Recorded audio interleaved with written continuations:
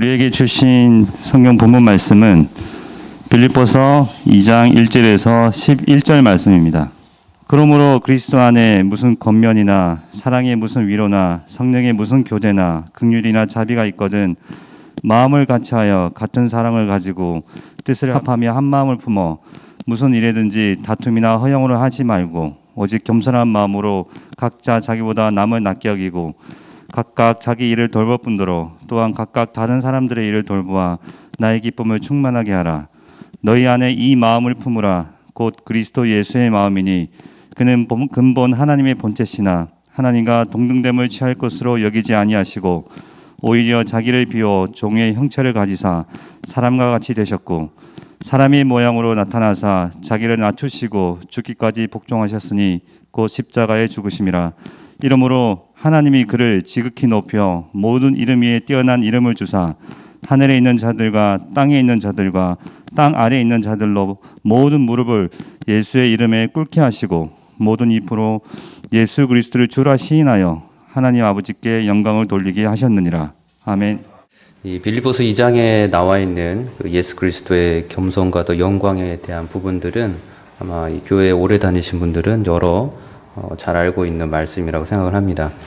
오늘의 주제는 예수 그리스도의 겸손하심으로 잡아 보았습니다. 여러 가지 해석이 가능할 텐데 초점은 겸손에 맞추어서 오늘 말씀을 한번 바라볼까 합니다. 이 바울이 계속해서 빌립보 교인들에게 자기가 정말로 이들을 너무 사랑하여서 그들이 정말 들었으면 하는 말씀들을 계속해서 전하고 있습니다. 성도들과 또 감독들, 집사들, 교회 지도자들뿐만 아니라 일반의 성도들도 동일하게 그들이 정말로 공동체 안에서 어떻게 행하는 것이 마땅한 성경적인 삶의 모습인가를 계속해서 보여주고 있습니다. 이어서 이 성도들이 하나님 앞에서는 또다시 서로를 향하여서는 또 어떠한 마음가짐으로 대해야 하는지도 우리에게 알려주고 있습니다. 그리고 그 마음은 오늘 본문에 보면은 그리스도의 마음을 품고서 있어야 된다고 말하는 것입니다. 그리고서 이러한 특별한 마음, 그리스도의 그 마음으로 교회 공동체 안에서 서로를 향해서 행하는 것, 이것이 참으로 주 안에서 마땅한 마음이다라고 알려주고 있습니다. 본문이 여러 부분으로 나뉘되 크게 세 부분으로 볼 수가 있습니다. 1절에서 4절까지는 성도들이 같은 마음을 품고서 살아가도록 권면하고 있습니다. 같은 마음에 대해서 후에 한번 자세히 알아보겠습니다. 5절에서 8절까지는 예수 그리스도의 이 땅에 오심으로 보여주신 겸손한 마음을 알려줍니다. 예수 그리스도에 대한 모습을 우리에게 알려줍니다. 9절에서 11절까지는 하나님께서 그토록 겸손히 오셨던 예수님, 그 예수님을 무한히 높이시는 그 영광을 보여주면서 우리에게 말씀을 알려주고 있습니다. 이렇게 크게 세 부분으로 나뉘어서 이 오늘의 본문을 서로 이해할 수가 있을 것 같습니다. 첫 번째 부분은 성도의 겸손에 사실 관련된 부분이라고 알 수 있을 것이고, 두 번째 부분은 예수 그리스도의 겸손에 대한 말씀으로 알 수 있을 것 같습니다. 세 번째 부분은 그러한 겸손하신 예수님 높이신 하나님께 초점을 맞추는 것으로 이 말씀이 끝맺음을 맺습니다.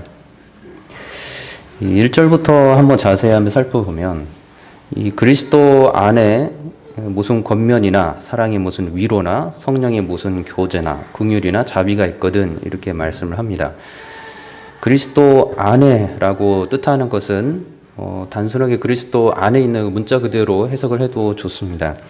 그리스도 안에 있는 또는 그리스도 안에서 있는 것인데, 해석은 그리스도 안에 있는 어떠한 권면 또는 그리스도 안에 있는 사랑의 어떤 위로, 그리고 그리스도 안에 있는 성령의 어떤 교제, 그리고 그리스도 안에 있는 긍휼, 원어로는 복수로 되어 있습니다. 그래서 그리스도 안에 있는 긍휼들, 그리스도 안에 있는 자비들, 이런 것이 있거든이라고 지금 바울이 시작을 하고 있습니다.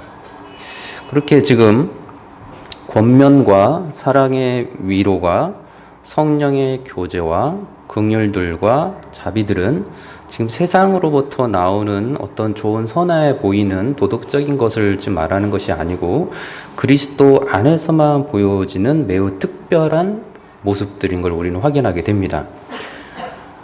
그리스도 안에서 나오고 있는 이 권면은 위로나 또는 특별한 그 권고와 같은 것을 의미할 수 있겠습니다. 사랑은 우리가 알고 있는 그 아가페의 사랑을 우리가 알 수 있겠습니다. 위로라고 하면 누군가의 마음을 다스려 주는 것을 뜻합니다. 성령 우리가 알고 있는 삼위일체 하나님의 그 성령님의 함께 하시는 교제의 코이노니아를 뜻합니다. 긍휼들과 자비들은 불쌍히 여기고 측은히 여기고 안타깝게 여기는 마음을 뜻합니다. 그러한 마음들이 사람이 쓰는 단어로 표현은 되어 있지만 이 단어들의 속성이 그리스도로부터 나오는 것들이라는 것을 전제를 하고서 2절을 한번 다시 한번 보겠습니다. 자, 2절은 마음을 같이 하여라고 시작을 합니다. 자, 그리스도 안에 권면과 사랑의 위로와 성령의 교제와 긍휼들과 자비가 있습니다. 자, 그 마음이 있는데 그 마음을 가지고서 마음을 같이 하여라고 그 단어를 바로 시작을 합니다. 이 마음을 같이 한다는 표현이 이 단어가 그 같은 절의 그 마지막 부분에 있는 한 마음을 품어라는 단어와 같은 동사로 쓰이고 있습니다. 그렇기에 이 네 가지의 이 표현을 우리가 살펴보면은 사실상 같은 의미와 같은 말을 지금 반복적으로 다른 방향에서 강조하고 있다는 것을 우리는 보게 됩니다. 마음을 같이 하고 같은 사랑을 가지고 뜻을 합하고 한 마음을 품고 있으라라는 것입니다. 마음을 같이 하여서 같은 사랑을 가지고 있어야 되고 뜻이 합하고 있어야 되고 한 마음을 품고 있어야 하는 상태에서 그 다음에 무엇인가를 할 수 있다라는 지금 전제를 위해서 지금 마음을 굉장히 강조를 하고 있습니다. 지난 10주년의 행사를 맞이하면서 오늘 본문을 준비하면서 우리 그리스도 보혈교회 가운데 정말 필요한 마음이라고 생각이 들어서 개인적으로 묵상하면서 참 많은 은혜를 받았습니다. 다시 말해서 이 마음이 없이는 그 다음의 일을 교회 공동체가 같이 하기가 쉽지 않다는 것을 바울이 지금 강조하면서 이야기하고 있는 것입니다. 이 마음을 같이 한다는 표현은 문자 그대로의 표현으로 이해하면 되겠습니다. 마음을 같이 한다는 것은 서로 나뉘지 않는 것이고 두 마음을 품지 않는 것이고 한 공동체 안에 당파가 또는 분열이 있지 않는 것을 뜻합니다. 그래서 이 마음은 분명 많은 사람들이 있는 것이기에 많은 사람들의 마음은 당연히 10명이면 10명, 100명이면 100명의 사람들이 남녀노소 가릴 것 없이 다 다른 것을 우리는 인정합니다. 그렇다면 성경은 지금 불가능한 것을 말하는 것이 아니라 가능한 것을 말하고 있다는 전제 하에서 이 마음을 같이 할 수 있는 유일한 근원이 있으니 그것은 그리스도의 사랑을 알고 있는 사람들이 갖는 하나님으로부터 나온 특별한 마음을 알 수가 있습니다. 자, 그 마음을 품고 있을 때에는 같은 마음으로 몇 년이 됐든 어느 장소가 됐든 그 교회 공동체는 계속해서 마음이 나뉘지 않고 계속 그 사랑하는 마음을 가지고 갈 수 있다는 것입니다. 가족 간에도 같은 마음을 가지고서 생활한다는 것이 얼마나 어렵다는 것을 각자가 느끼고 있다면 지금 서로 다른 빌립보 교회 성도들에게 그리고 감독들과 집사들에게 동일하게 그리스도 예수 안에서 마음을 같이 하라, 나뉘지 말라라고 하는 이 마음은 바울이 그리스도 예수 안에서는 가능한 마음이고 모든 성도는 반드시 계속해서 그 마음을 품고 있어야 한다라고 지금 말을 하고 있는 것입니다.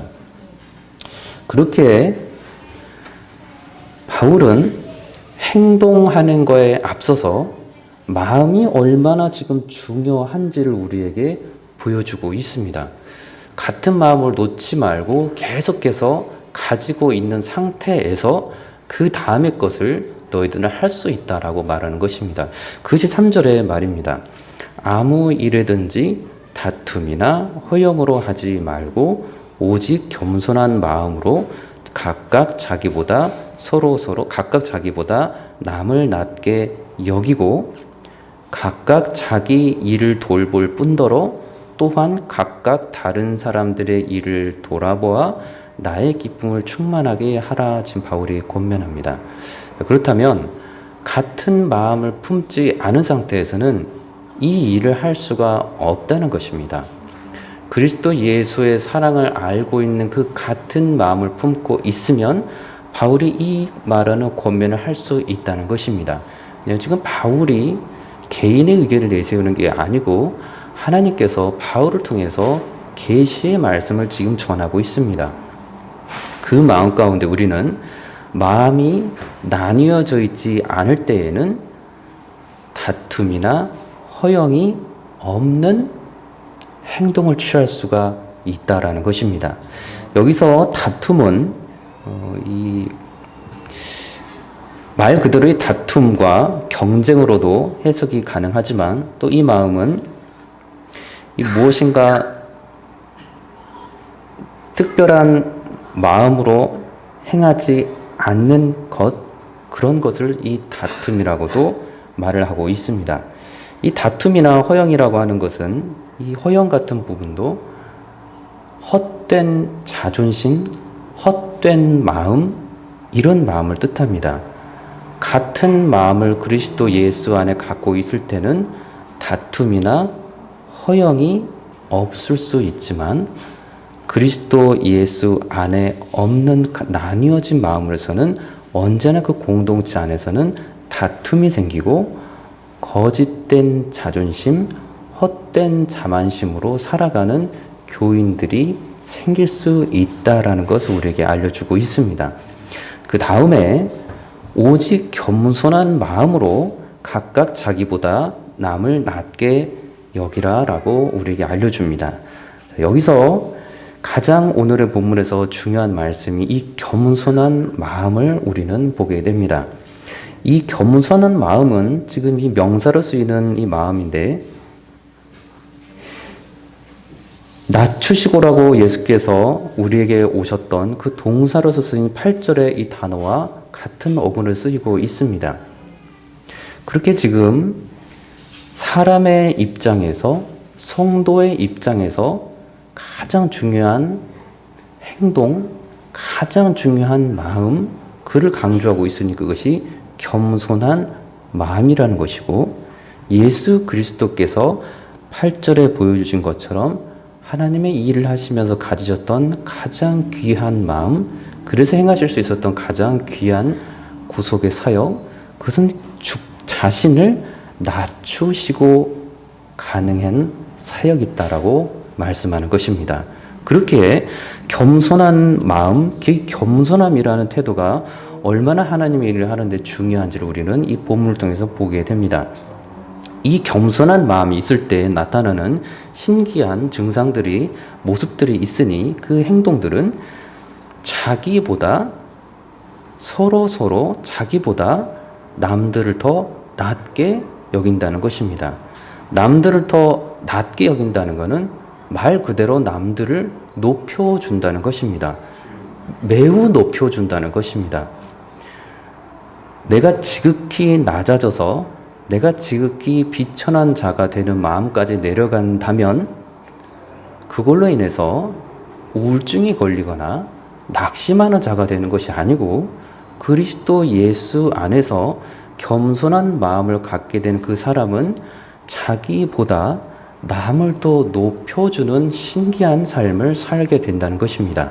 그리고 이 삶은 우리가 5절 이하에 보는 예수 그리스도께서 보여주신 그러한 삶을 우리는 알 수가 있습니다. 자, 그렇게 겸손한 마음을 가진 상태에서 계속해서 남을 낮게 여기고 있는 가운데 4절에 보면 각각 자기의 일을 돌볼 뿐더러 또한 각각 다른 사람들의 일을 돌아보라라고 말합니다. 자, 겸손한 마음으로 다툼도 하지 않고 헛된 자존심도 내세우지 않으면서 교회 공동체 안에서 서로 남을 더 훨씬 자랑스럽게 여기고 위대하게 생각하고 높게 생각하면서 자기들의 일은 충성스럽게 감당하고 있다는 것을 보여줍니다.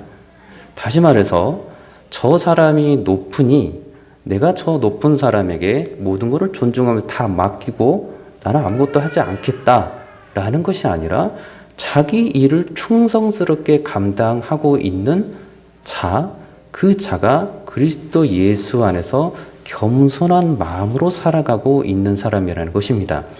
남을 높인다고 해서 내가 하는 일을 충성스럽게 하지 않는 모습은 같은 마음을 품고 있는 사람이 아니라는 것입니다.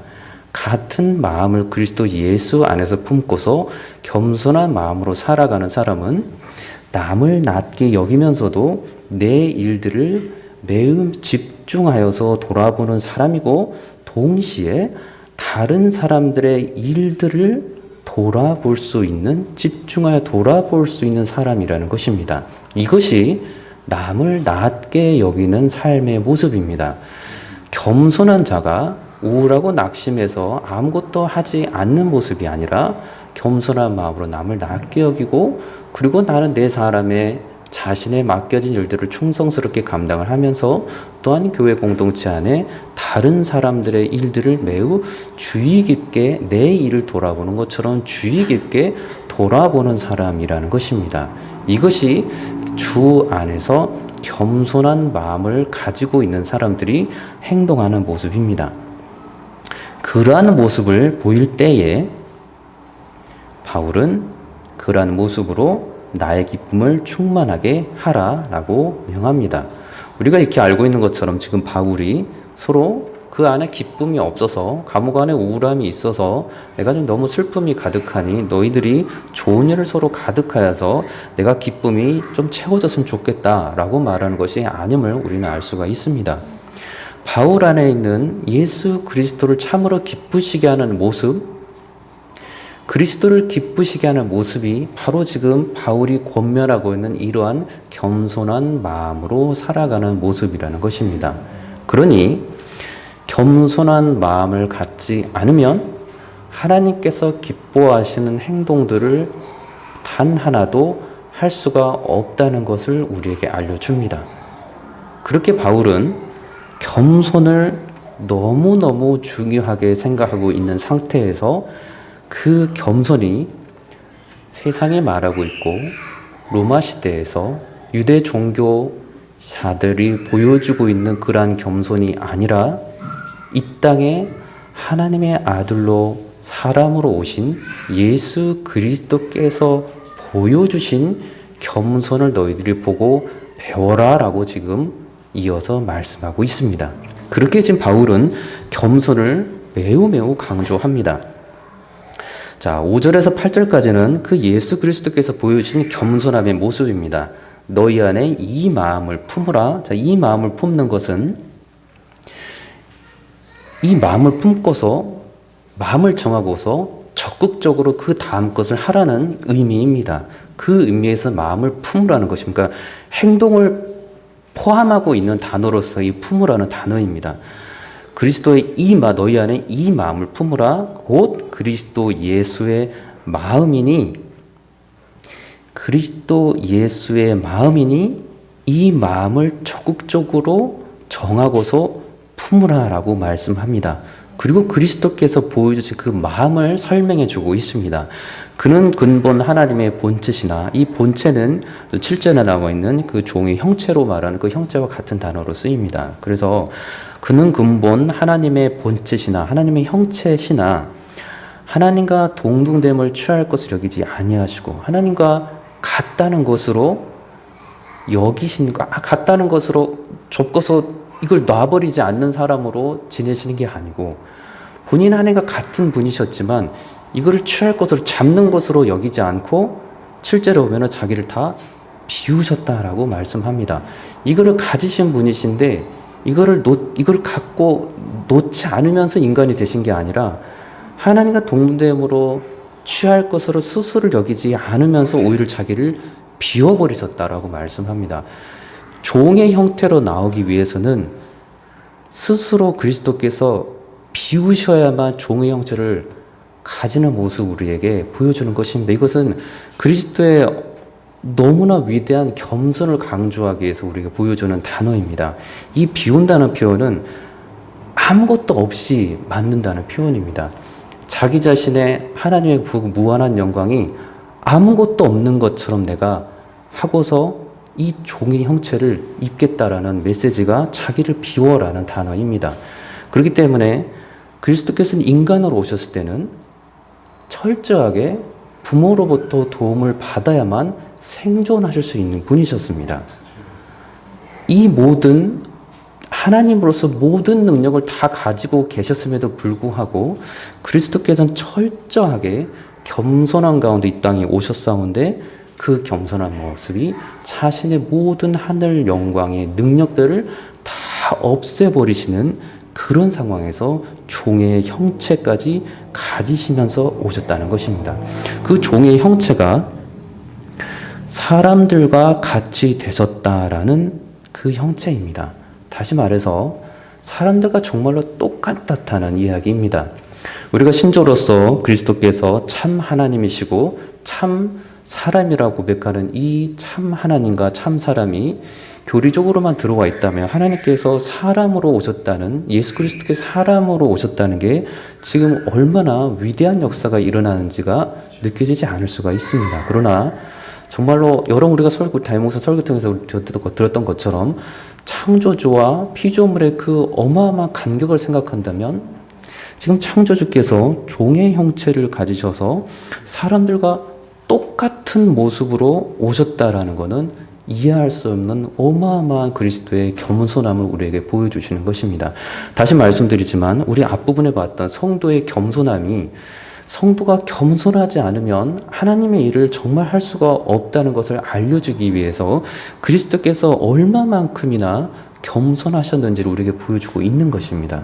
그리스도께서 겸손하셨기 때문에 아무것도 하지 못하는 것이 아니라 철저하게 겸손하셨기 때문에 십자가의 대속에 일까지 이루실 수 있었다는 걸 우리가 성경에서 확인해 보였을 때 그리스도께서 우리에게 보여주신 그 겸손함은 우리가 감히 상상할 수가 없을 정도의 겸손함이라는 것입니다. 그리고 성도는 그리스도의 그 겸손함을 가지고 있어야만 성령 안에서 하나님께서 우리에게 말씀하시는 놀라운 그리스도께 속한 모든 성품으로 실제로 행하면서 내 자신이 우울해지거나 낙심되거나 마음 가운데 분노가 쌓이는 게 아니고 그리스도께서 보여주신 것처럼 하나님의 위대한 복음 사역을 죽기까지 충성하면서도 끝까지 하나님께 영광을 올려드리는 그런 삶을 살 수 있게 된다는 것입니다. 그러니 그리스도가 보여주신 그 겸손함, 신자가 가져야 할 겸손함은 착하고 좋은 사람들이 법 없이도 살 수 있다고 말하는 그런 좋은 선함이 아니고 그리스도께서, 하나님이신 그리스도께서 인간으로서 우리에게 보여주신 철저한 낮아지심으로 한 겸손함이라는 것입니다. 그러니 우리 인간은 얼마만큼 낮아져야만 하겠습니까? 얼마만큼 우리를 비워야 하겠습니까? 얼마만큼 우리가 처절하게 비천한 자가 되어야 하겠습니까? 얼마나 우리 것을 다 내려놓아야 하겠습니까? 그리스도께서 모든 것을 가지고 계셨던 그리스도께서 다 내려놓으시고 자기를 비우시고 종의 형체를 가지셨던 것처럼 그러한 겸손함으로 살아가셨던 것처럼 그리스도인들도 그만큼의 겸손함을 가져야만 하나님의 구원의 사역을 능히 넉넉히 이기며 감당할 수 있다는 것입니다. 그러니 교만한 사람은, 덜 겸손한 사람은 성경에서 말씀하신 하나님의 사역을 온전히 지켜 행할 수가 없습니다. 그리스도께서 보여주신 그 겸손함이 성령 안에서 우리에게 계속해서 알려줘서 내 자신을 철저하게 아무것도 아닌 것처럼 주 앞에서 여기고서 그저 주께서 지키는 일에 그저 감사하며 모든 것이 은혜라고 고백하는 그런 어마어마한 겸손한 가운데 살고 있을 때에만 주께서 명령하신 그 명령들을 기꺼이 즐거운 마음으로 그리스도께서 기꺼이 그 사역을 감당하신 것처럼 신자도 그렇게 감당할 수 있다는 것입니다. 그러니 그리스도인들은 사람들이 보기에는 비웃음을 받을 정도의 낮아짐과 겸손함과 자기를 비우는 마음이 먼저 선행이 되어야 한다는 것입니다. 그것을 우리에게 보여줍니다. 그래서 8절에 그리스도께서 사람의 모양으로 나타나셨습니다. 아기로 태어나셨고 장성하셨고 그리고 못에 박히셔 고통스러워하셨고 피를 흘리셨고 돌아가셨습니다. 사람의 모양으로 나타나사 자기를 낮추시고 죽기까지 복종하셨습니다. 자신의 죽음에 이르기까지 순종하셨다는 말씀입니다.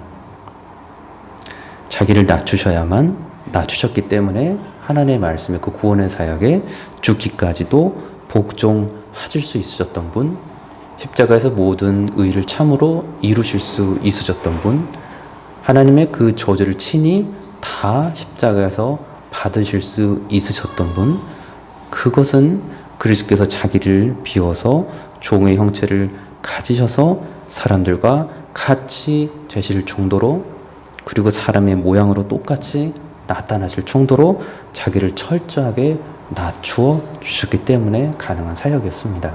그렇기 때문에 우리는 그리스도를 볼 때 하나님께서 그리스도를 통하여 보여주신 하나님 나라를 위해서 보여준 특별한 기적들을 생명을 살리고 놀라운 오병의 기적들 모든 것들을 만들어내는 사역들을 보면서 그리스도가 위대한 분으로 우리가 느껴지는 것은 그분이 처음에 모든 것을 다 내려놓으시고 이 땅에 오셨기 때문이었습니다. 그리스도인들도 그렇기에 주께서 주시는 그 특별한 능력으로 겸손해질 수만 있다면 하나님 앞에서 겸손해질 수만 있다면 우리는 그리스도께서 하나님 통해서 우리에게 보여준 놀라운 구속의 사역들, 복음 전파의 사역들, 거룩함의 사역들을 능히 감당할 수 있게 된다는 것입니다. 그리고 내가 조금이라도 교만 가운데 있다면 주 앞에 철저히 회개하며 주 앞에 겸손히 나아가시길 바랍니다.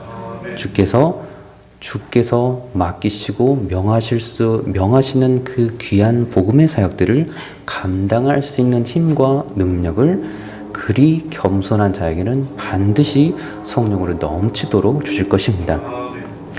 자, 이러므로 9절과 11절에서는 지극히 낮아셨던 그 예수님, 그래서 비참하게 십자가에 못 박혀 사람들이 비웃고 조롱 가운데 돌아가시기까지 하던 그 예수님, 그 예수님의 가장 위대한 절정을 우리에게 보여줍니다. 그것은 하나님께서 행하시는 사역이었습니다.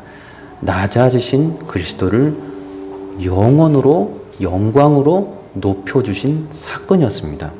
9절 이하에 보면 이름으로 하나님이 그를 지극히 높여 모든 이름 위에 뛰어난 이름을 주사 하늘에 있는 자들과 땅에 있는 자들과 땅 아래에 있는 자들로 모든 무릎을 예수 이름에 꿇게 하시고 라고 말씀합니다.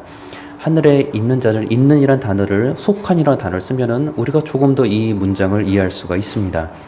하늘에 속한 자들, 땅에 속한 자들, 땅 아래에 속한 자들로 모든 무릎을 예수의 이름에 꿇게 하셨다라는 것입니다. 지금 예수께서 지극히 낮아지신 상태에서 십자가에 못 박혀 비참하게 돌아가신 사건을 기억한다면 지금 하나님께서 예수 그리스도를 다시 높이시는 사건은 너무나도 위대하고 영광스러운 사건으로 그만큼 큰 간격만큼 우리에게 보여집니다. 신자들, 불신자들, 천국 백성과 지옥의 멸망자들 모두가 예수의 이름 앞에 그가 철저하게 그들이 무릎 꿇는 모습이 보여준다는 것입니다. 그리고 11절에 보니 모든 입으로 예수 그리스도를 주라 시인하여 하나님 아버지께 영광을 돌리게 하셨다라고 말씀합니다. 모든 입으로 예수 그리스도를 주라 시인하여 하나님 아버지께 영광을 돌리게 하셨느니라. 지극히 낮으신 예수께서 부활 승천하셔서 하나님으로부터 받으신 이 모든 영광과 높이심이 이 정도까지의 높이심으로 나타났다는 것입니다. 처음 영광. 하늘에 계셨던 그 예수께서 가졌던 처음 영광을 주께서는 하나님께 다시 회복시켜서 모든 열방 중에 왕 중에 왕으로 세워주시고 모든 별조물들은 주라 예수 그리스도를 고백하게 하고 그 발 앞에 무릎 꿇고 하나님께는 영광을 올리게 하셨다라고 말씀하는 것입니다. 누가 그렇다면 이 놀라운 그리스도의 높아지심의 사역에 높아짐의 영광에 참여할 수 있습니까? 예수 그리스도 안에서 겸손한 자들은 그리스도의 영광을 그 또한 그리스도 안에서 누릴 수가 있습니다. 그것이 그렇게 그리스도인들은 빛의 자녀라고 말하는 영광을 얻으면서 살아가게 됩니다. 그렇게 빛의 영광으로서 얻어가서 살아가는 사람들은 그렇게 자기 자신을 주장해서는 아니 되고 끊임없이 겸손한 가운데 나타나는 행동, 회개하는 행동으로 자신의 죄악을 주 앞에 고백하고 내가 주의 사역을 할 수 없음을 철저하게 너무나도 무능하다는 것을 너무나도 아무것도 할 수 없다는 것을 참으로 고백하고 오직 주께서만 내게 힘 주시기를 간곡히 간청하면서 주의 일을 하는 겸손한 사람, 그 사람은 예수 그리스도의 사랑을 힘입어서 같은 마음을 품고서 한 교회 안에 100명이 되었든 1000명이 되었든 10,000명이 되었든 나뉘지 않은 상태에서 그리스도께서 행하셨던 복음의 사역을 끝까지 행하면서 살아갈 수가 있게 된다는 것입니다. 저 여러분들이 그러한 겸손한 성공하는 삶을 살기를 원합니다. 세상이 말하는 성공, 거짓 성공이 아닌 예수께서 알려주신 참된 영광으로 보여주시는 내가 낮아졌을 때 그리스도께서 높여주시는 그 놀라운 영광을 우리 그리스도 배울교회 모든 성도들이 함께 누리면서 예수 그리스도를 주라 고백하고 하나님께 무한한 영광을 돌리며 살아가는 저와 여러분들 되시기를 우리 주 예수 그리스도 이름으로 축원합니다. 기도하겠습니다. 참 좋으신 아버지 하나님, 이 땅 가운데 예수 그리스도를 보내주셔서 우리가 겸손이 무엇인지, 지극한 겸손이 무엇인지 본을 보아 알게 하신 은혜를 감사를 드립니다. 늘 주의 뜻 가운데 살아가며 주께 주신 능력으로 힘입어서 성령 안에서 주께서 주시는 무한한 거룩한 능력을 힘입어서 아름답고 복된 복음의 석을 끝까지 해내다가 주께서 우리를 부르시는 그날의 기쁨과 감사함으로 우리를 높여준 주님을 맞이하면서 주 앞에 영광을 올리드는 복된 성도들 될 수 있도록 주님 축복하여 주시옵소서. 예수 그리스도 이름으로 기도드리옵나이다. 아멘.